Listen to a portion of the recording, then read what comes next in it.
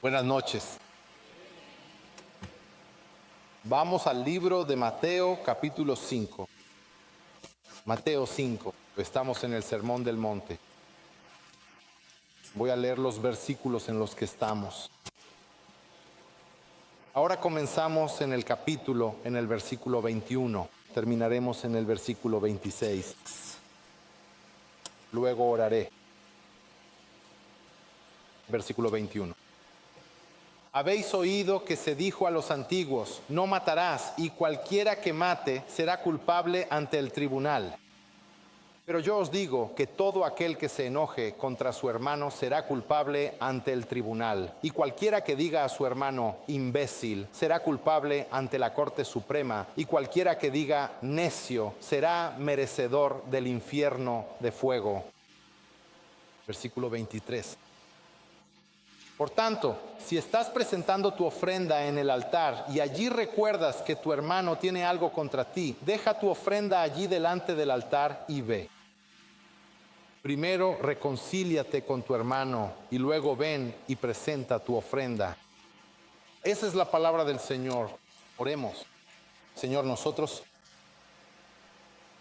mientras continuamos abriendo tu palabra y aprendiendo más profundamente de ella, ruego sinceramente que abras nuestros corazones, que nos ayudes a ver claramente nuestro pecado con total honestidad y humildad.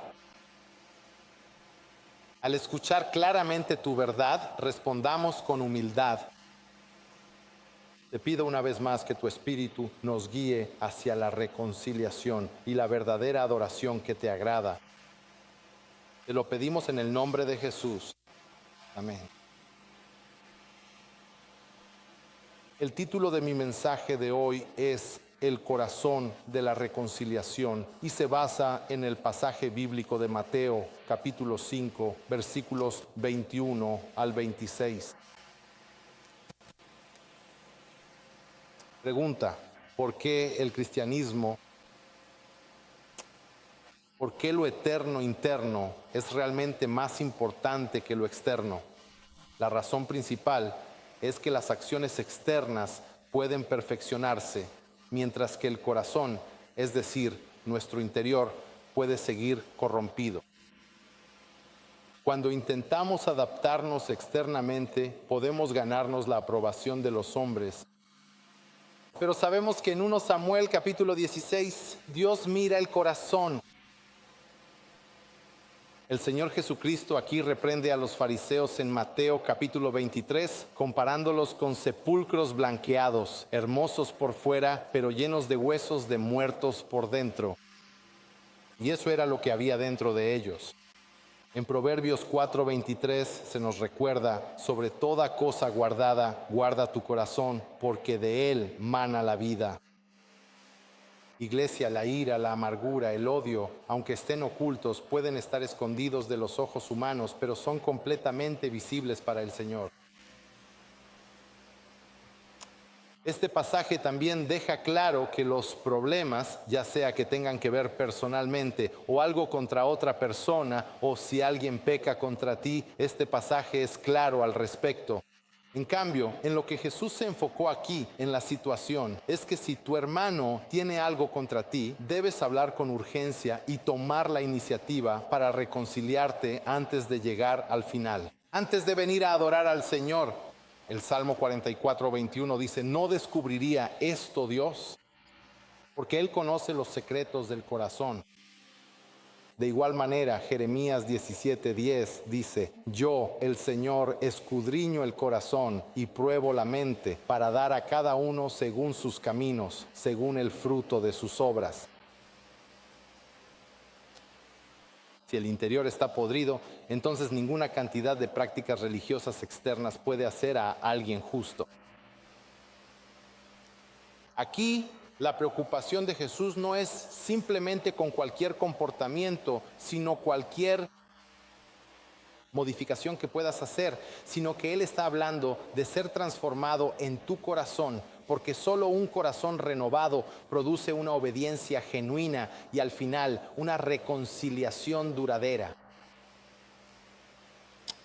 Nuevamente, aquí en Mateo 5, 21, 26, que es parte del Sermón del Monte, una de las secciones más significativas que Jesús predicó o enseñó en el Nuevo Testamento, en este sermón, Jesús expone cómo es la vida del reino de los cielos para sus discípulos. Y en lugar de conformarse con una justicia superficial y externa como la de los escribas y fariseos, Jesús llama a sus seguidores a tener una obediencia más profunda a nivel del corazón que fluye del amor de Dios hacia su prójimo. Y este pasaje también es el primero de lo que se llama las antítesis, desde los versículos 21 hasta el 48, donde Jesús contrasta repetidamente la enseñanza rabínica popular. Él comenzaba diciendo, ustedes han oído que se dijo, pero yo les digo. Así que él dice eso 6 veces entre los versículos 21 y 48. Los rabinos del primer siglo solían reforzar las tradiciones citando a otros maestros. Pero Jesús habla con la autoridad del Hijo Divino.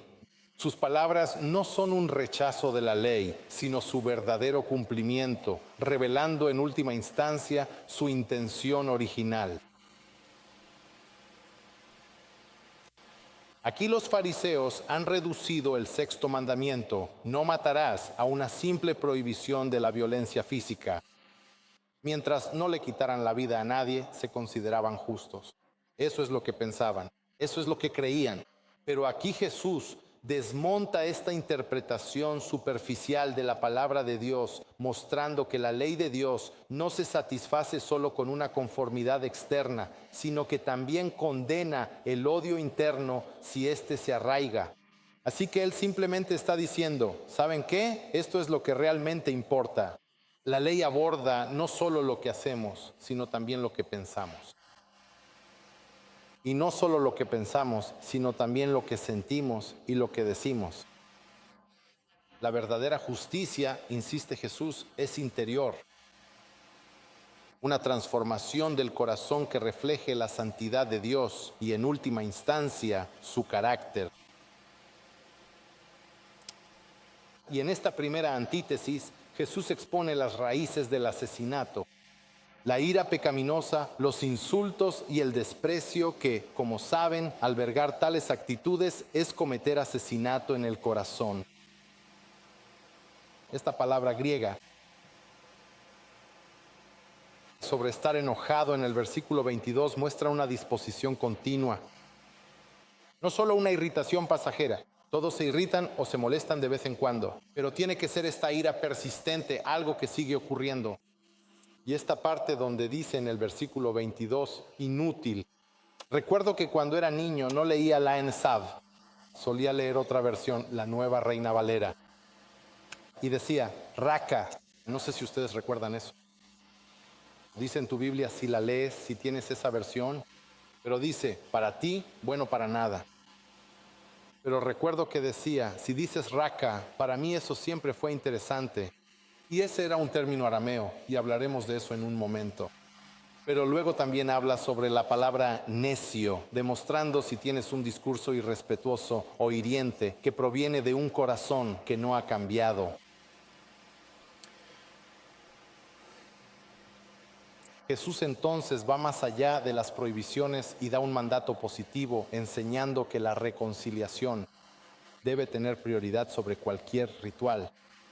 Incluso el acto de adoración no es aceptable. Si uno permanece sin reconciliarse con su hermano o hermana, debes entender que hay una advertencia.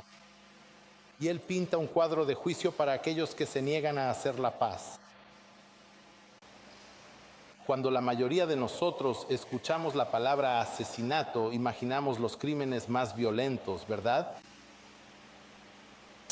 Un acto reservado solo para criminales endurecidos. Pero Jesús dice que el asesinato no se limita a un cuchillo o a una pistola. Él te dice que comienza en el corazón. Comienza con la ira. Comienza con la amargura. Comienza con el desprecio. El desprecio es el sentimiento de que alguien o algo simplemente no vale nada. Merece el desprecio. Aquí en Mateo 5. En esta parte, en esta porción de la Escritura, Jesús nos llama a examinar nuestros corazones, nuestras relaciones, nuestra urgencia de hacer las paces entre nosotros. Y nuevamente sus enseñanzas van más allá de cualquier obediencia superficial, porque muchos de nosotros podemos hacer eso, y eso es fácil para nosotros, pero va más allá, hacia las realidades más profundas del corazón humano. Y por eso debemos cada día, necesitamos examinar nuestros corazones. Piensa en una pequeña chispa, tal vez en un bosque seco, por sí sola parece inofensiva. Pero ¿qué pasa si se ignora? La chispa puede convertirse en un incendio forestal descontrolado. Destruye todo a su paso. Y de la misma manera, la ira que no se controla crecerá hasta convertirse en palabras destructivas, luego en relaciones rotas y al final incluso en violencia. Jesús quiere que tratemos con la chispa antes de que se convierta en un incendio forestal. Así que aquí en Mateo 5, del 21 al 26, vemos 3 realidades de la reconciliación. Eso es, si se entiende correctamente. Y se aplica, te llevará a una adoración más profunda de nuestro Dios. Así que tengo 3 puntos. Los 3 puntos son las raíces del asesinato. Segundo punto, el requisito de la reconciliación. Y mi tercer punto, el riesgo de negarse. El riesgo de negarse. Una cosa que hay que tener en cuenta es que antes de que podamos comenzar la reconciliación, primero debemos saber qué es realmente el pecado. En este caso, el asesinato no se trata solo de las acciones externas, sino también de nuestras actitudes internas. Jesús comienza con el 6º mandamiento para mostrarnos que la verdadera batalla comienza en nuestro corazón. Consideremos las raíces del asesinato en los versículos 21 y 22. Leamos eso una vez más. Ustedes han oído que a los antiguos se les dijo, no matarás, y cualquiera que cometa asesinato será culpable ante los tribunales. Pero yo les digo que todo aquel que se enoje contra su hermano será culpable ante el tribunal, y cualquiera que le diga a su hermano, imbécil, será culpable ante la Corte Suprema, y cualquiera que le diga, necio, será merecedor del fuego del infierno. Nuevamente Jesús comienza con esta fórmula que repetirá otras 6 veces. Han oído que se dijo a los antiguos, no matarás, y cualquiera que mate será culpable ante el juicio o los tribunales. Si lees eso en la ASV, él cita una comprensión tradicional de lo que comúnmente se repite y enseña en las sinagogas, preparando a sus oyentes para una enseñanza más profunda que se enfoca en el corazón. Y les va a hacer saber lo que realmente significa. Esto refleja, por supuesto, el asesinato en Éxodo 20, 13 y Deuteronomio 5, 17, donde el 6º mandamiento primero se administra y luego se repite. Ambos textos lo afirman simplemente. No matarás, demostrando el valor de la vida humana. Está creado a imagen de Dios. Y eso se ve en Génesis 9, 6. Al citar estos pasajes, Jesús lo que él hace, él dice que sí, la Biblia dice esto. Él afirma la autoridad de la ley. Él no está tratando de negar que la Biblia diga eso. Él está diciendo, miren, la Biblia sí enseña que no debes matar. Los escribas y los fariseos les enseñaron durante mucho tiempo que mientras evitaras el acto físico de matar, eras considerado un hombre justo. Ellos enfatizaban nuevamente lo externo.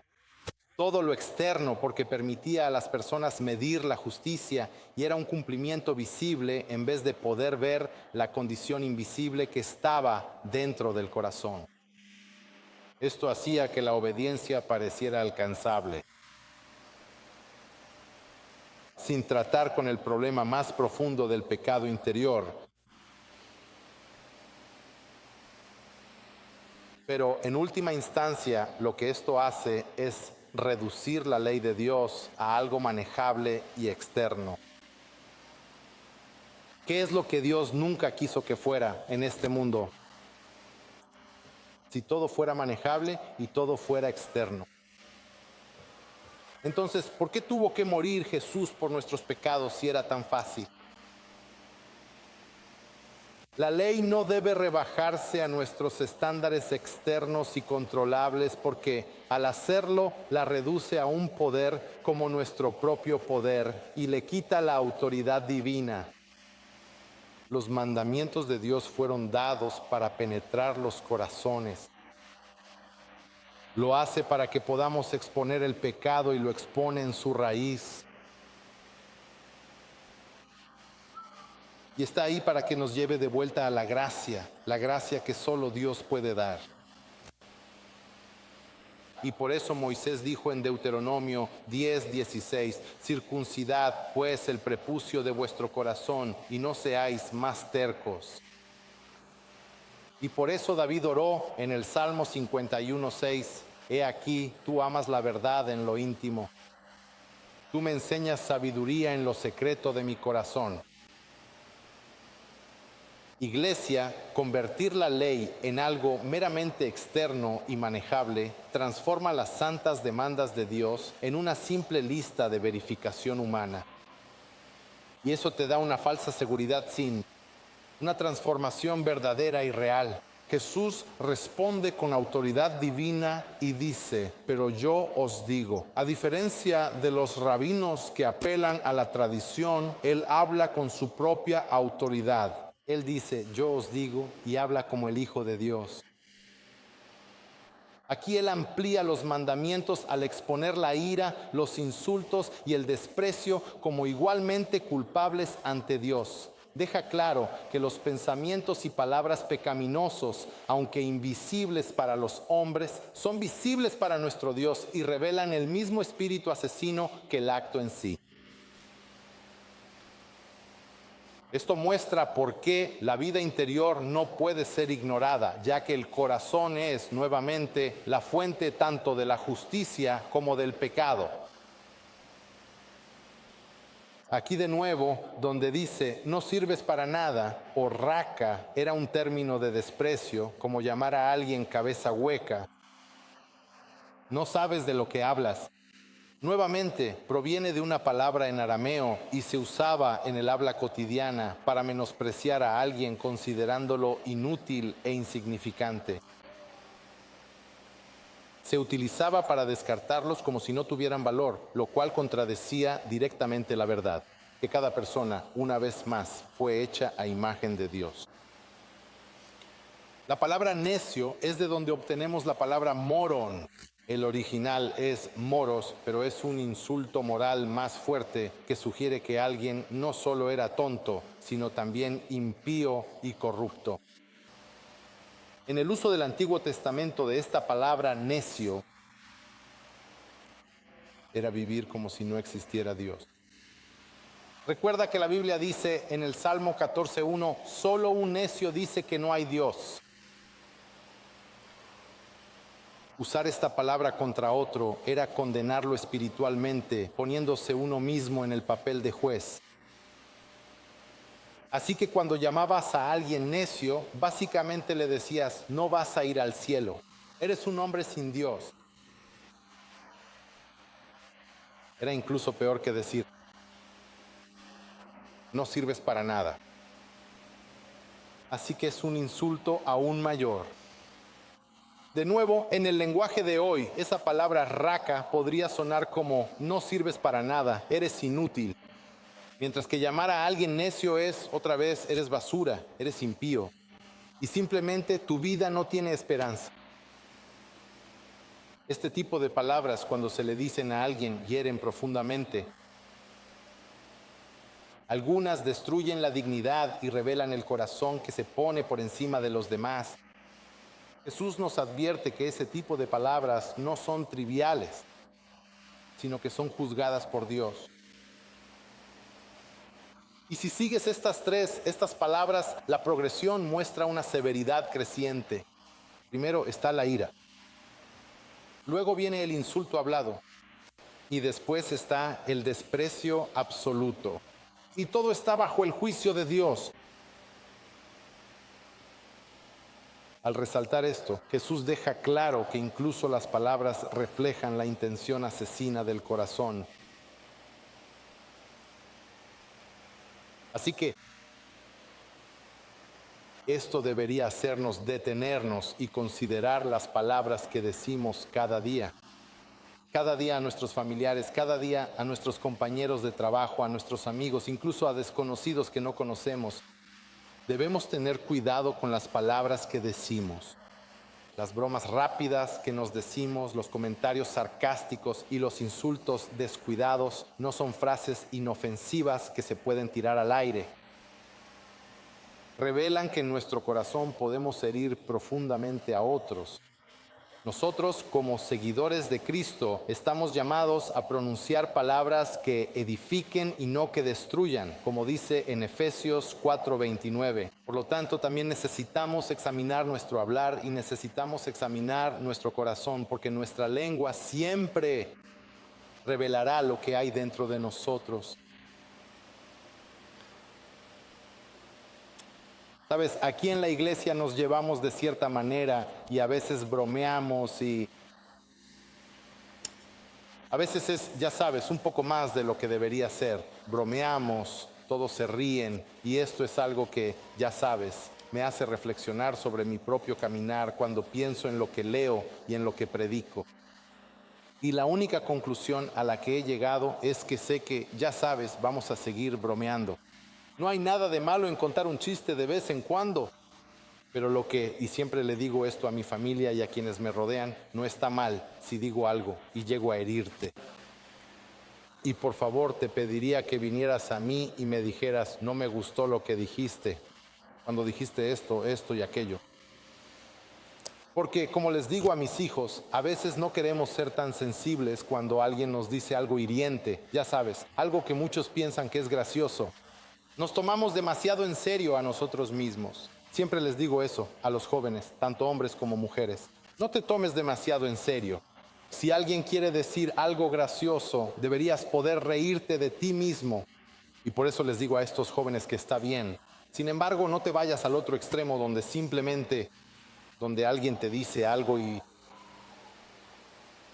cuando en realidad debería dolerte, pero no te molesta en absoluto y como no te molesta, no dices nada. No, si algo está mal, igual deberías decir algo, te duela o no. Ahora bien, si sí te duele, primero tienes que preguntarte, ¿por qué me dolió tanto? ¿Por qué lo que me acaba de decir me dolió? Y luego, si lo que te dijeron está mal, entonces tienes que decirles, por favor, sabes, necesito hablar contigo sobre eso.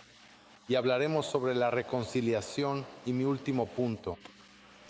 Pero solo respecto a esto necesitamos asegurarnos de que si nos lastimamos entre nosotros, no nos lo guardemos para nosotros mismos.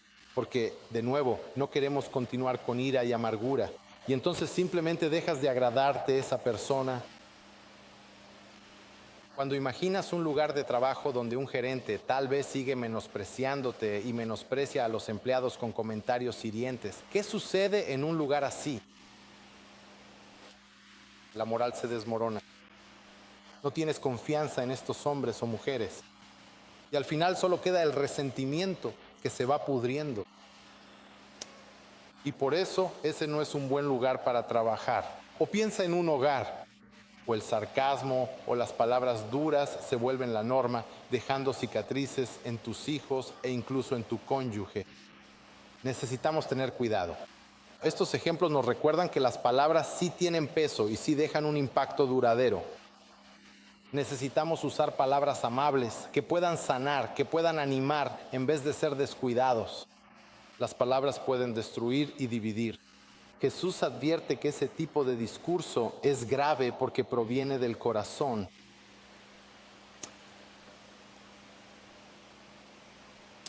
Por otro lado, piensa en un maestro que se esfuerza por afirmar y animar a un estudiante todos los días.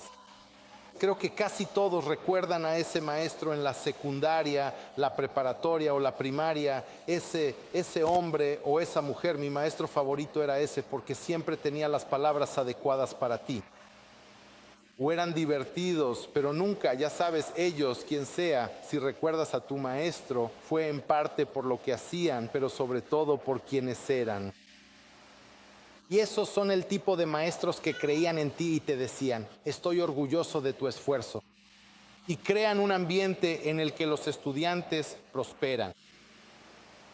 O incluso la imagen de un esposo y una esposa que habitualmente se expresan gratitud y amabilidad el uno al otro y hacia la relación. ¿Y qué aporta eso? Aporta seguridad, aporta alegría, simplemente aporta esto.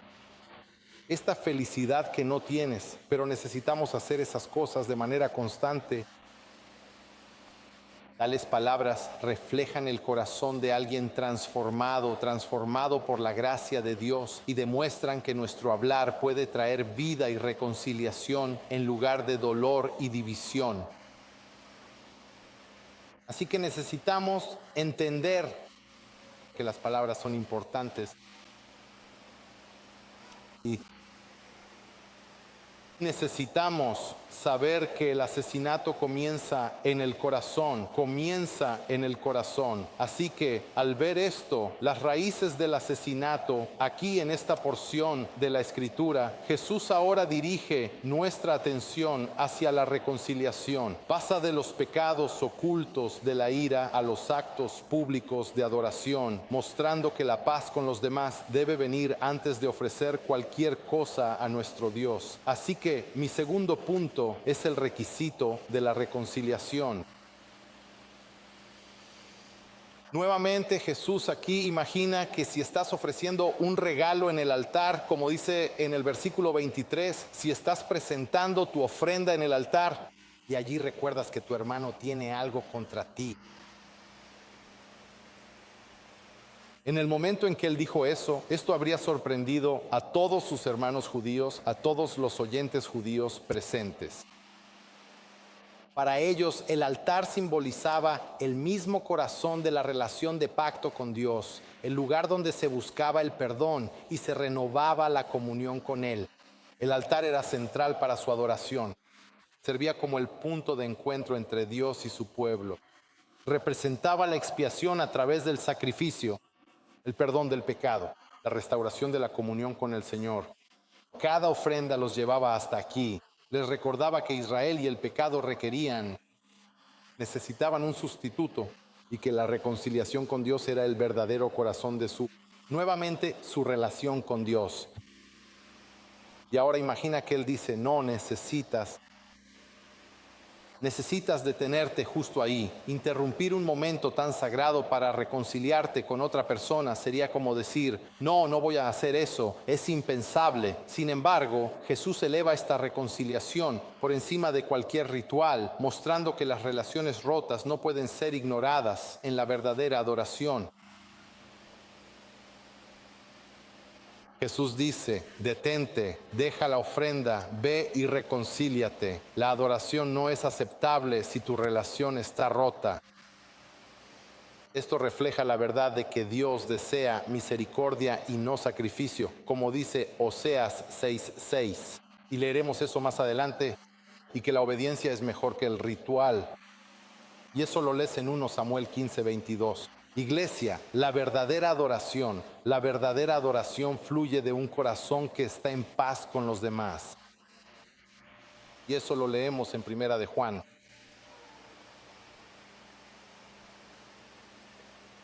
En Primera de Juan 4 dice, ¿cómo podemos decir que amamos a Dios a quien no hemos visto, si no amamos a nuestros hermanos a quienes sí hemos visto? Y esta verdad nos muestra que estar reconciliados con las personas está inseparablemente ligado a estar reconciliados con nuestro Dios. Si nuestro amor por Dios es genuino, si tu amor por Dios es genuino, debe expresarse en el amor hacia los demás. Debo enfatizar que este pasaje no dice bien, piensen en esto.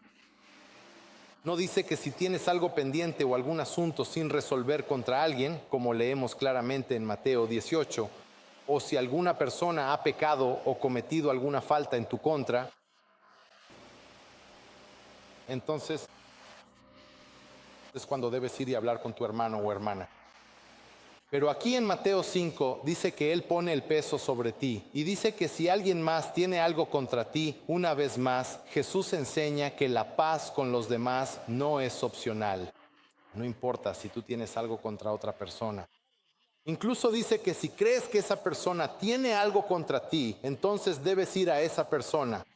¿Sabes qué? Soy culpable de eso. Soy culpable porque todo el tiempo nada me molesta. Me da igual lo que digas de mí. Mi esposa siempre me dice, Luis, esto es lo que se está diciendo. No me importa. No me molesta. Pero debería, quiero decir, escuchar. Debería molestarme un poco, pero no lo hace. Y yo soy culpable de esto. Y lo leí y pensé, hombre, tengo que bajarme de este púlpito e ir a hablar con alguien ahora mismo. Tal vez, porque no importa. No me molesta que la gente diga cosas malas de mí, porque yo siempre digo que eso es entre ellos y el Señor. Porque no estoy 100% seguro de que lo hayan dicho, pero ese es el rumor que circula. Así que no me molesta. Pero esto es una convicción. Entonces, ahora tengo que decir, ¿sabes qué, hermano? Si escucho que podrías tener algo en mi contra, voy a acercarme a ti y te lo voy a preguntar. ¿Y sabes qué? Tengo que hacerlo. Y puede que no te guste lo que diga, puede que no te guste que te lo mencione, pero prefiero ser obediente a las escrituras que tener que preocuparme por tus sentimientos. Quiero decir, así es como tiene que ser.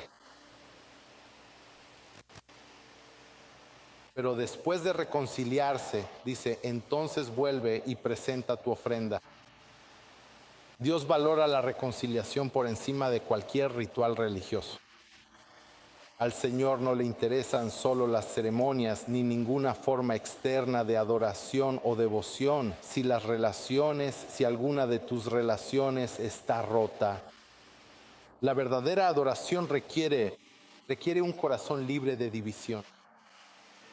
Nuevamente, estar reconciliados con los demás es un requisito previo para presentarnos correctamente ante Dios. Si alguna vez te preguntas, ¿por qué es que no cuando estoy aquí en la iglesia? Quiero decir, esto es un gimnasio, pero esto es iglesia. ¿Por qué es que no siento la presencia de Dios? ¿Por qué es que, sabes por qué? Porque tal vez tienes algo en contra de otra persona y no estás donde deberías estar. Amós 5, del 21 al 24, escucha lo que dice. Odio, desprecio sus fiestas. No me complazco en sus asambleas solemnes. Aunque me ofrezcan sus holocaustos y ofrendas de cereal, no los aceptaré. Y las ofrendas de paz de tus animales engordados, no los miraré. Aleja de mí el ruido de tus canciones. No escucharé la melodía de tus arpas, pero que el juicio fluya como las aguas y la justicia como un arroyo inagotable.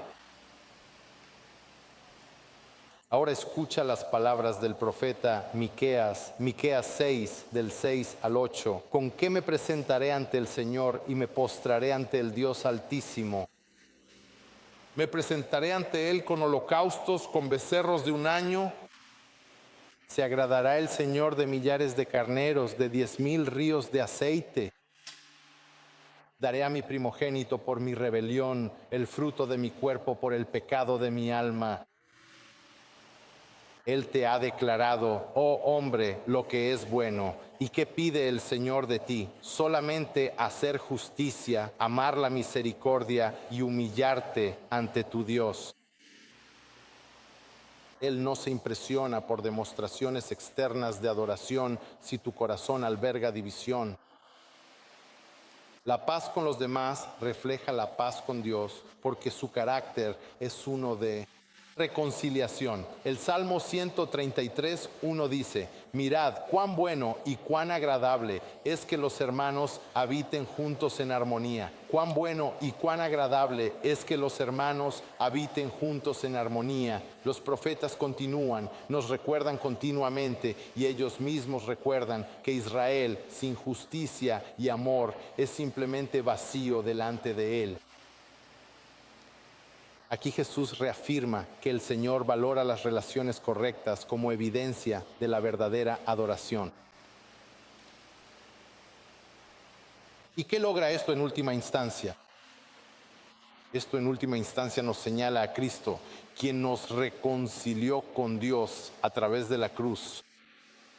¿Qué dicen Colosenses 1, 20 y 22? Y por medio de él, reconciliar consigo todas las cosas, tanto las que están en la tierra como las que están en el cielo, haciendo la paz mediante la sangre de su cruz.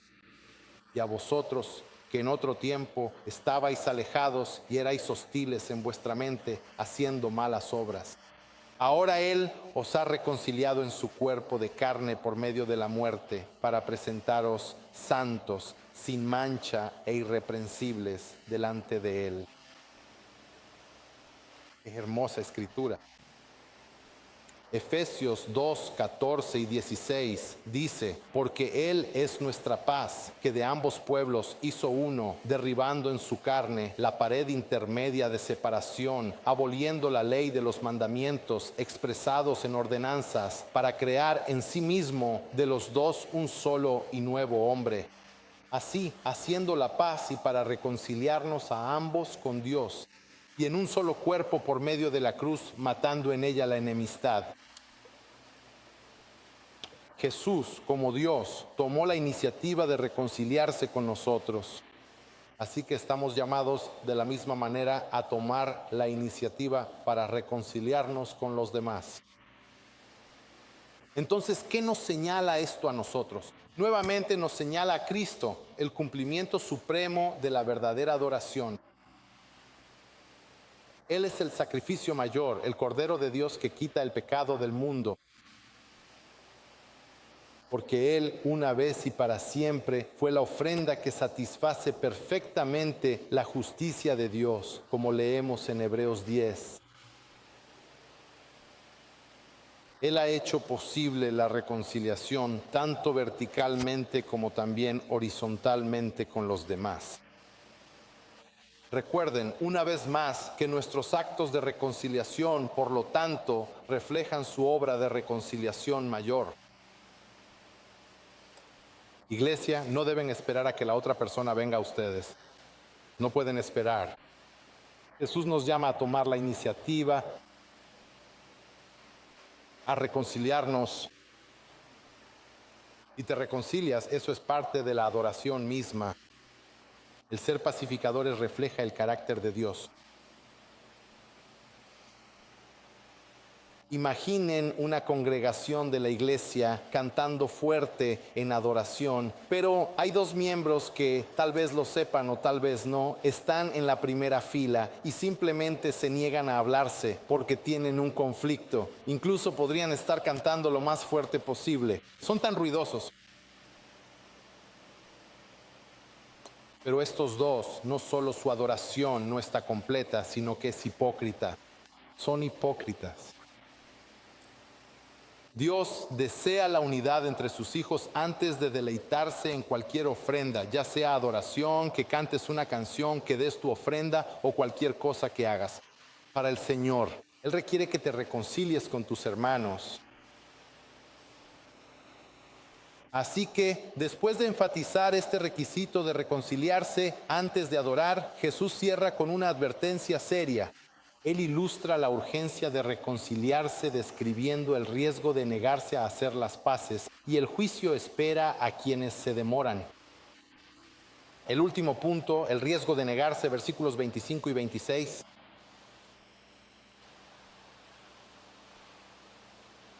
Leamos los versículos 25 y 26. Ponte de acuerdo pronto con tu adversario mientras vas con él por el camino, no sea que tu adversario te entregue al juez, el juez al alguacil y seas echado en la cárcel. En verdad te digo que no saldrás de allí hasta que hayas pagado el último centavo. Esta imagen aquí es la imagen de un deudor que ha sido llevado ante el juez. En este mundo del primer siglo, los deudores que no pagaban lo que debían, su acusador podía fácilmente hacer que terminaran en prisión hasta que pagaran el último centavo. La pregunta es, ¿cómo van a pagar el último centavo si están en prisión? Pero Jesús utiliza esta vívida ilustración para enfatizar la urgencia. Debes reconciliarte antes de que se dicte sentencia. Esperar demasiado tiempo permite que la ira siga creciendo, que el conflicto se intensifique y que se cierren las oportunidades para que la paz se cierre. ¿Alguna vez has tenido ese momento en el que piensas, sabes, como este es un buen momento para hablar con esa persona? Y luego simplemente dices, hombre, no lo hice, tenía demasiado miedo. Y luego no sucede hasta quién sabe cuándo, o incluso puede que te hayas olvidado. Y luego simplemente dices, oh, creo que ahora estamos bien. Creo que estamos hablando, que ya todo está bien, pero no. Deberías haber hablado con esa persona en ese momento. No debemos esperar, porque no está garantizado que esa persona no guarde algo en tu contra durante mucho tiempo.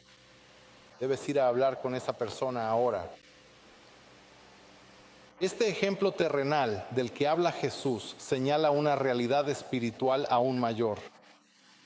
Si retrasamos la reconciliación aquí, corremos el riesgo de enfrentar el juicio final de Dios sin estar preparados. Así como el deudor ante el juez humano no tenía escapatoria de la sentencia, ningún pecador que se niegue a reconciliarse podrá evitar al juez justo en el día final. Hebreos 9:27. Está establecido que el hombre muera una sola vez y después viene el juicio. La advertencia de Jesús nos impulsa a actuar ahora, mientras la misericordia todavía está disponible para ti. Debes actuar ahora, mientras la misericordia aún está disponible para ti.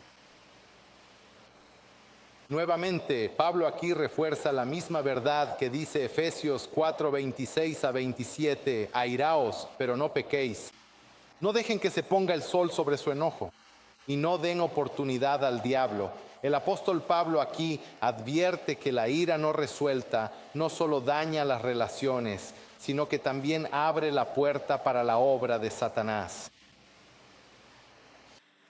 Estaba pensando en la ira justa, ya sabes, decimos, oh, eso fue solo ira justa cuando me molesté porque hicieron esto y aquello y fue sacrílego y estuvo mal y no. Pero incluso la ira justa, si se deja permanecer, si la dejas estar, puede cruzar rápidamente la línea hacia el pecado.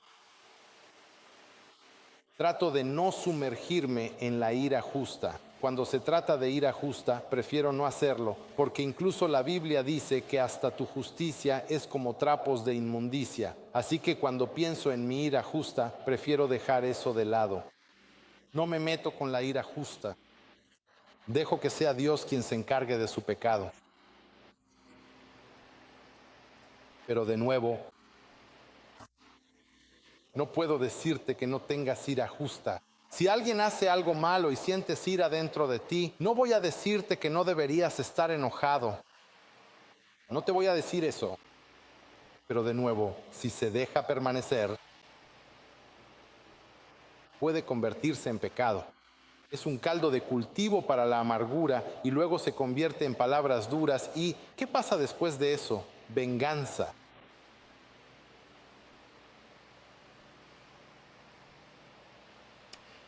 Sabemos que tanto el Antiguo como el Nuevo Testamento testifican que la ira que no se controla invita al juicio y a la destrucción. Y esto nos lo dice completamente, nos muestra que hay un llamado urgente a reconciliarnos sin demora.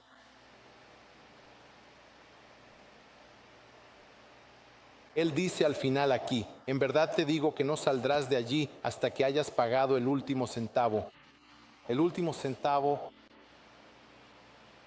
Esta palabra, el último centavo, es una moneda romana. Cuando dice credantis, enfatiza la totalidad de...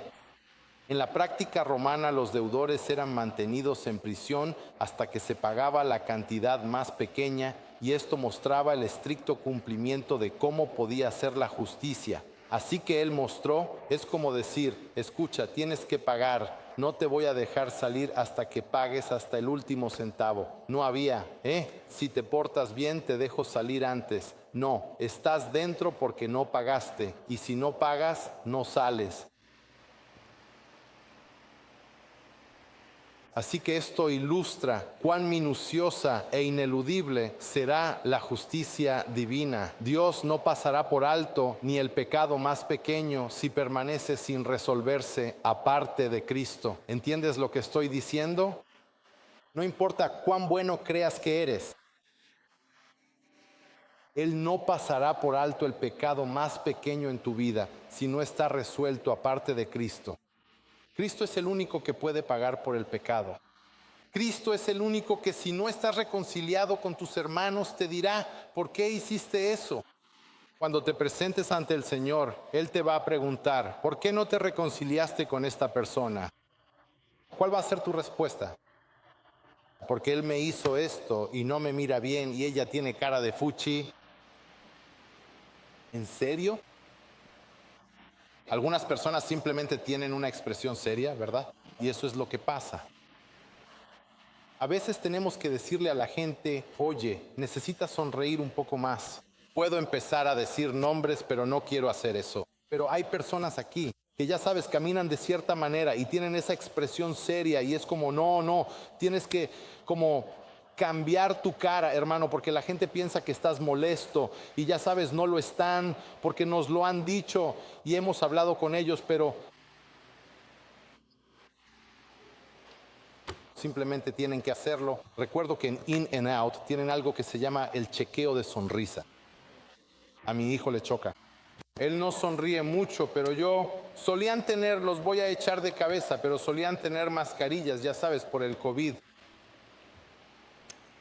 Y le dije, entonces solía hablar con la gerente, Cristina, así se llama, y con ella. Entonces le dije, Cristina, oye, ¿qué pasa con la mascarilla? ¿Por qué mi hijo sigue usando mascarilla? No lo sé, se lo sigo diciendo. Le dije, sé por qué no usa mascarilla. Se lo dije a Cristina, porque no quiere sonreír. Mi hijo estaba tan molesto. Él estaba como tú. ¿Por qué hiciste eso, papá? Le dije, hermano, quítate la mascarilla y sonríe. Por eso, esa es la razón por la que quiero que sonría, porque aunque sonría en el trabajo, también debe sonreírle a las hamburguesas, como cuando cocina. ¿De qué se trata eso? Es una locura lo que te hacen hacer, de cualquier manera. Así que perdí el hilo. Entonces, aquí Jesús toma una imagen familiar y la aplica a lo eterno. Si los tribunales terrenales son tan minuciosos, ¿verdad? Si Él dice la última moneda y simplemente no van a dejar que esto pase, así es como va a ser. ¿Cuánto mayor será el juicio de Dios? La ira no arrepentida y el conflicto no resuelto no solo pueden causar conflictos humanos, sino que nos ponen en peligro eterno ante un Dios santo. Y este Dios de ninguna manera dejará sin castigo al culpable. Él no va a decir simplemente, ¿sabes qué? Voy a ser bueno contigo y no voy a pasar por alto tu pecado. Él no va a hacer eso y debemos recordarlo. Debes tener ese temor dentro de ti, que cuando pecas digas, oh hombre, si alguna vez has tenido un temor saludable hacia tu padre, sabes de lo que hablo. Amas a tu padre y piensas bien de él, pero si tienes un temor saludable hacia tu padre, piensas, hombre, este tipo me va a castigar si se entera de lo que estoy haciendo. Pero al mismo tiempo sabes que él es tu padre y que puedes acudir a él. Si alguna vez tuviste ese tipo de padre, y muchos de nosotros no lo hemos tenido, por eso no entiendes este temor saludable del que hablamos, pero necesitas tener ese temor de que pagarás el precio si tu padre se entera de lo que estás haciendo. Eso. Pero imagina que ese temor hacia tu Padre Celestial también debe existir. Necesitas tener ese temor hacia tu pecado.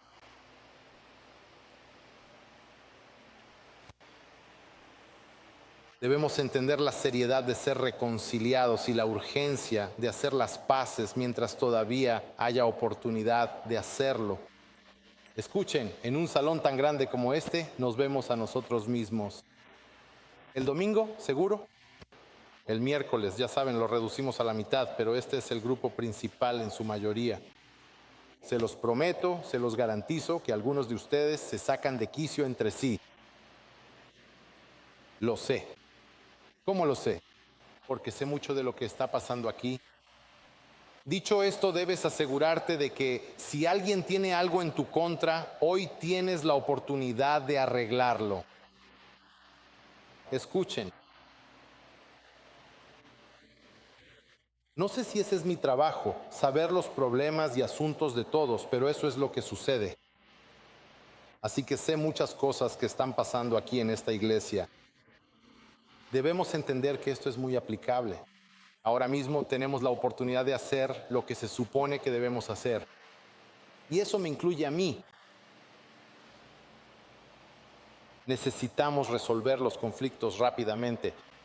Debemos acercarnos a las personas ahora.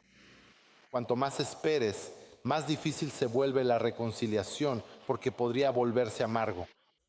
Puedes volverte amargado y eso crece, y entonces el perdón se vuelve más difícil. La Escritura nos advierte: abstente de la ira, abandona el enojo, no te irrites, eso solo conduce al mal. Salmo 37:8. La ira, una vez más, si no se controla, puede endurecerte y darle una oportunidad al diablo. El pecado no resuelto, sin arrepentimiento, trae la amorosa y sabia disciplina de Dios en esta vida. Y para aquellos que están fuera de Cristo, tendrán juicio eterno en el futuro. El llamado es urgente. Busca la paz ahora, nuevamente, mientras la misericordia está disponible para ti. Si hay una pequeña grieta en los cimientos de un edificio, se repara pronto. Puede costar un poco, pero si se ignora, toda la estructura podría colapsar. Así sucede con el conflicto no resuelto.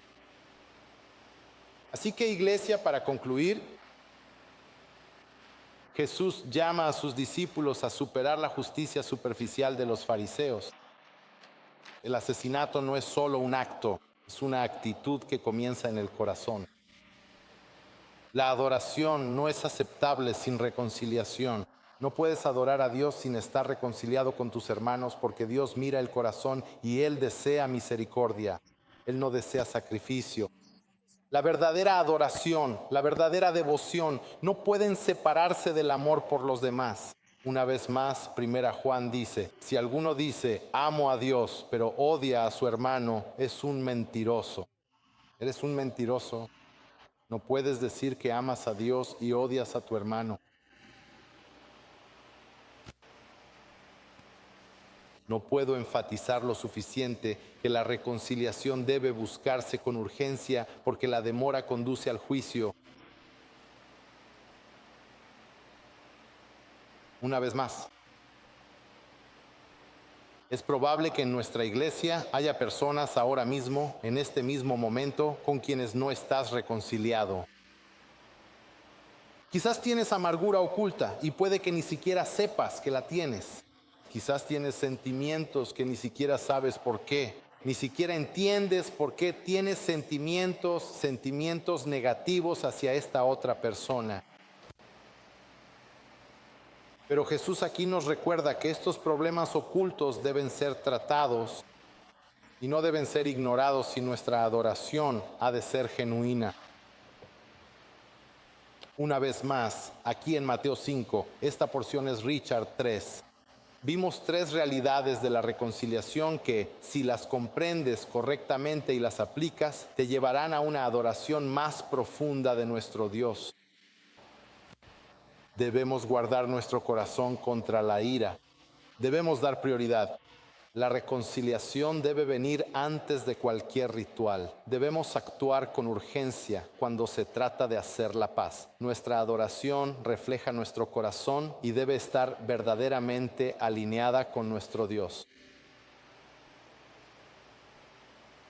La Escritura nos exhorta en Santiago 1, 19, 20. Sepan esto, mis amados hermanos, todo hombre sea pronto para oír, tardo para hablar, tardo para la ira, porque la ira del hombre no produce la justicia de Dios. Si alguna vez has oído hablar de Corrie ten Boom, quien sufrió bajo los nazis, una vez se encontró con un antiguo guardia del campo donde murió su hermana. Él le pidió perdón. Al principio ella se quedó paralizada por la ira. Pensó, wow, ¿qué hiciste tú en ese momento? Pero por la gracia de Dios ella lo perdonó. Ese momento demostró el poder de la reconciliación que refleja la misericordia de Dios en Cristo. Te dejo con esta escritura, Hebreos 12:14. Busquen la paz con todos y la santidad, sin la cual nadie verá al Señor. Este versículo nos recuerda que la ira descontrolada bloquea la justicia, mientras que la reconciliación y la paz abren el camino hacia la verdadera adoración y la verdadera comunión con nuestro Dios. Oremos. Padre, te damos gracias por la enseñanza de tu palabra esta noche y te pido que nos des el valor para buscar tu paz y la gracia para perdonar. En la urgencia de reconciliarnos, que nuestras vidas y adoración reflejen la misericordia que recibimos en nuestro Señor y Salvador Jesucristo. Y en su nombre hacemos una oración, amén.